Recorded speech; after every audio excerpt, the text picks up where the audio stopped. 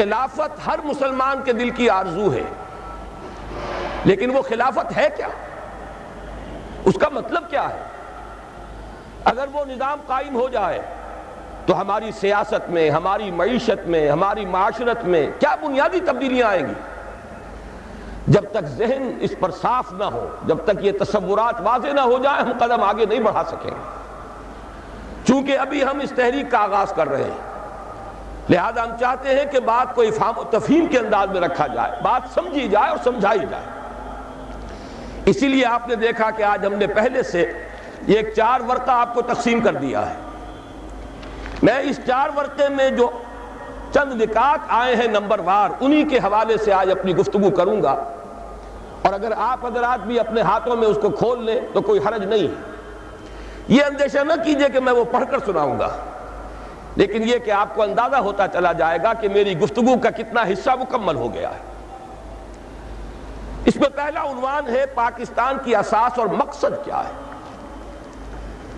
وہ بات جو ابھی جنرل صاحب نے فرمائی، وہ نعرہ پاکستان کا مطلب کیا، لا الہ الا اللہ۔ میں خود ان لوگوں میں سے ہوں، ان نوجوانوں میں سے جس نے یہ نعرے لگائے ہیں۔ مسلم اسٹوڈنٹ فیڈریشن کا ضلع حصار کا میں جنرل سیکرٹری تھا، 1.5-2 سال پوری مشقت کی ہے۔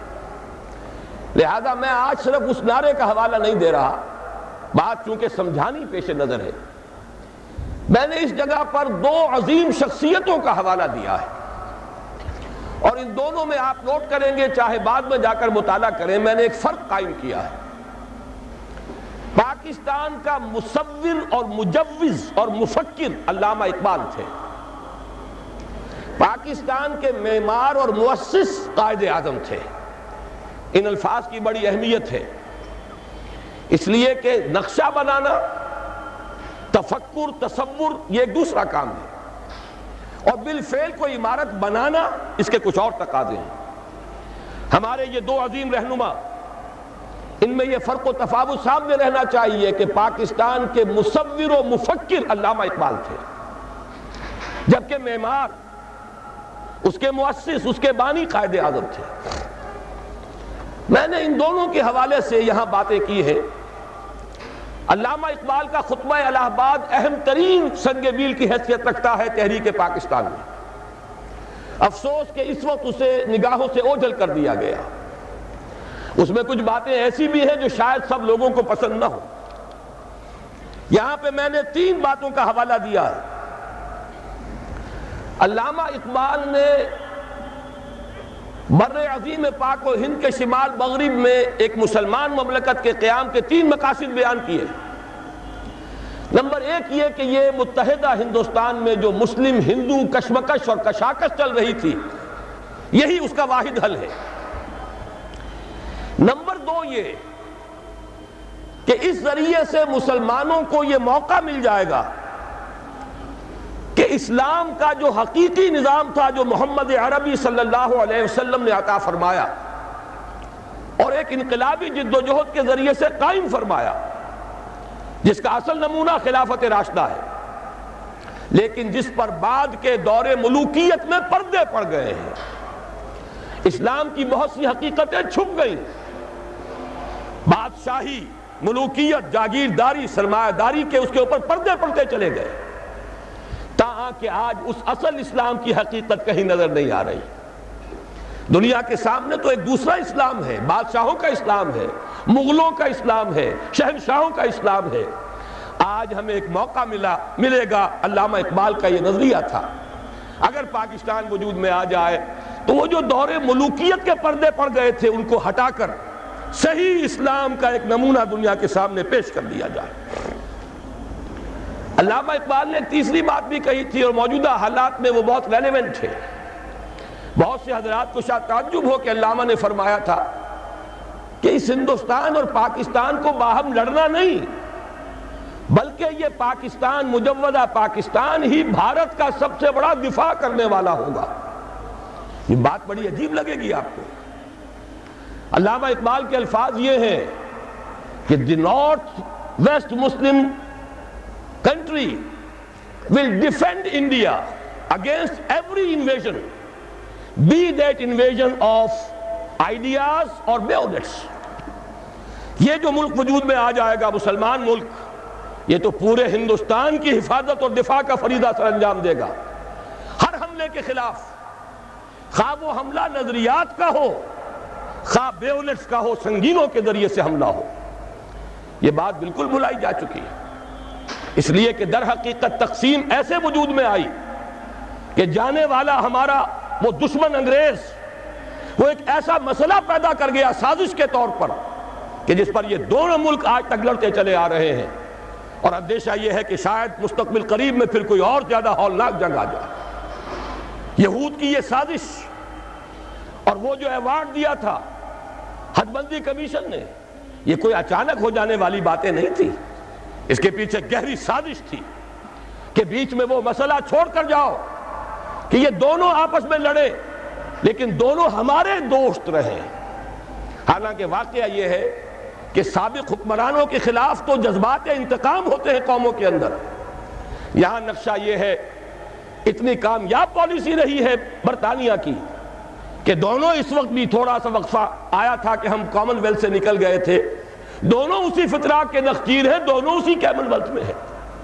اور واقعہ یہ کہ ہم نے تو جس بے غیرتی اور بے حمیت کا مظاہرہ حال ہی میں کیا ہے, کون ہے یہ ڈائن یا ڈائنا, اس کا یہ اعزاز, جبکہ محمد عربی صلی اللہ علیہ وسلم نے یہ فرمایا من وقر صاحب بدعت فقد اہان علی ہدم الاسلام.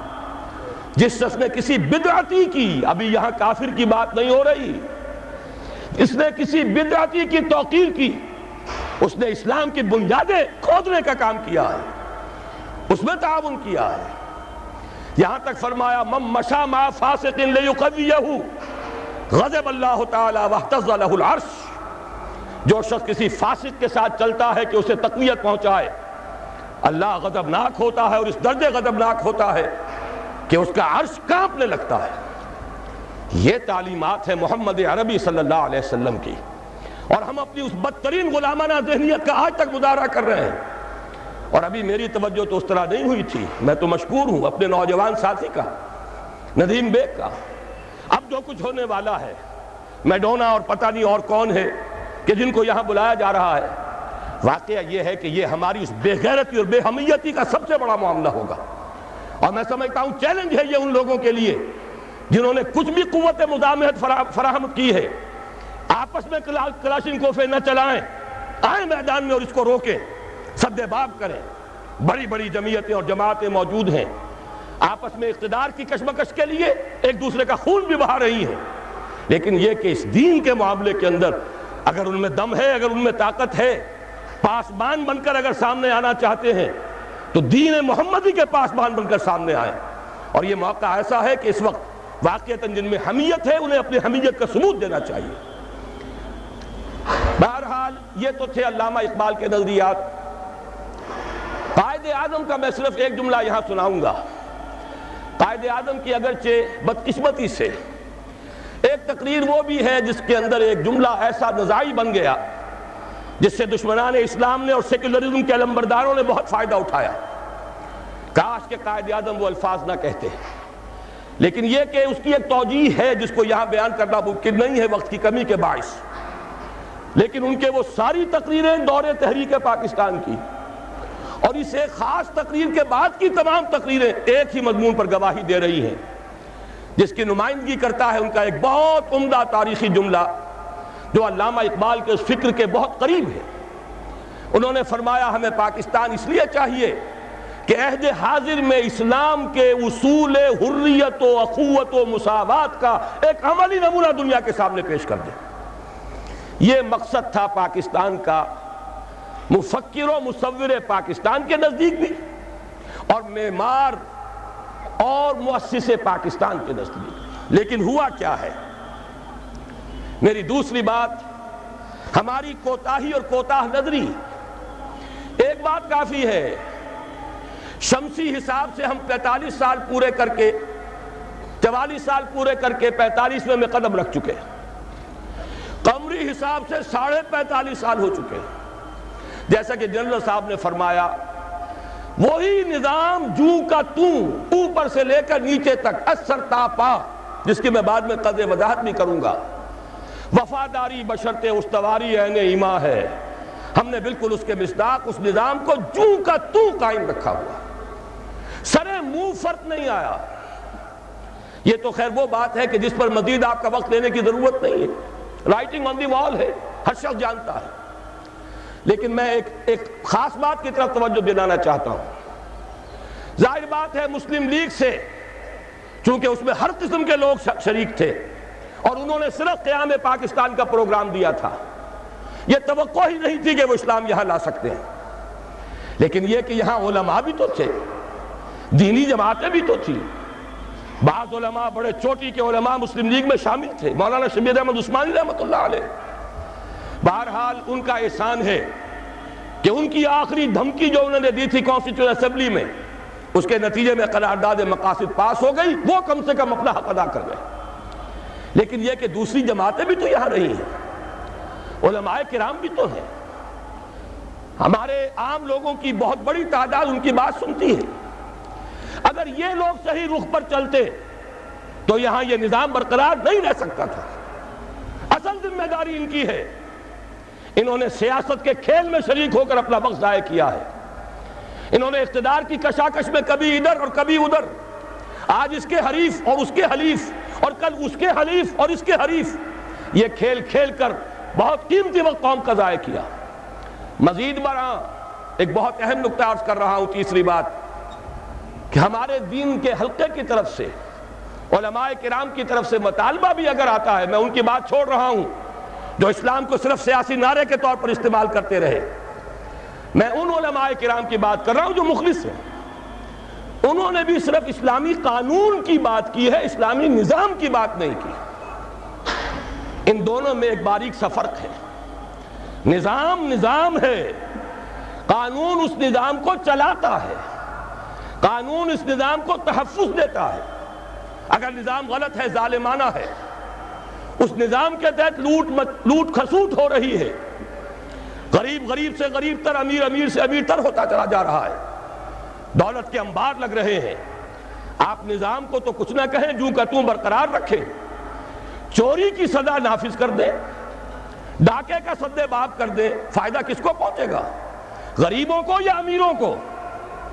ان کی حرام کی دولت کو تحفظ حاصل ہو جائے گا، ان کے عیش اور ان کے ایوان مزید محفوظ ہو جائیں گے، غریب کو تو اس سے کوئی فائدہ نہیں ہوگا۔ چوری اور ڈاکہ جو ہے وہ غریب کا تو ہوتا ہی نہیں، وہ تو امیر کا ہے۔ نظام ظالمانہ ہے اور غلط ہے تو قانون بہترین بھی ہوگا، اس نظام کو سپورٹ کرے گا، اسے تقویت دے گا۔ نظام کو بھی بدلنا ہے اور قانون کو بھی بدلنا ہے، یہ دونوں باہم لازم و ملزوم ہیں، اور ہمارے دین میں اس کے لیے اصطلاحات ہیں، دین اور شریعت۔ دین نظام ہے، دین ہمیشہ سے ایک رہا، حضرت نوح ہوں، حضرت ابراہیم ہوں، موسیٰ ہوں، عیسیٰ ہوں، حضرت محمد ہوں صلی اللہ علیہ وسلم وعلیہم الصلاۃ والسلام، سب کا دین ایک تھا۔ شرع لکم من الدین ما وصی بہ نوحا والذی اوحینا الیک وما وصینا بہ ابراہیم وموسیٰ وعیسیٰ ان اقیموا الدین۔ دین تو ایک ہے، شریعتیں بدلتی رہیں، شریعت موسوی اور تھی، شریعت محمدی اور ہے علی صاحب الصلاۃ والسلام۔ اصل سے دین، وہ دین کیا ہے؟ وہ در حقیقت ایک نظام زندگی ہے، سچا دین، عادلانہ دین، وہ دین نظام عدل و قسط ہے، وہ دین سسٹم آف سوشل جسٹس ہے۔ جب تک اس کو رائج نہ کیا جائے، اس کو نافذ نہ کیا جائے، محض قانون کے نفاذ سے کوئی مفید نتائج برآمد نہیں ہوں گے۔ اگرچہ میری بات سے غلط فہمی نہ ہو، میں دونوں کو کہہ رہا ہوں، دین بھی قائم کرو اور قانون اسلامی یعنی شریعت بھی نافذ کرو، لیکن ان دونوں کو اگر علیحدہ کر دیا جائے تو یہ جو اجزاء ہیں یہ غیر مؤثر ہو کر رہ جائیں گے۔ اس کو انگریزی میں کہتے ہیں آرگینک ہول، یہ ایک ایسی حیاتیاتی اکائی ہے کہ اگر اسے کاٹ دیں گے تو دونوں حصے ختم ہو جائیں گے۔ یہ دونوں ایک ہی وحدت کی حیثیت سے اپنے مطلوبہ نتائج پیدا کر سکتے ہیں۔ دین نظام اسلام کا نام ہے اور شریعت قانون اسلامی کا نام ہے۔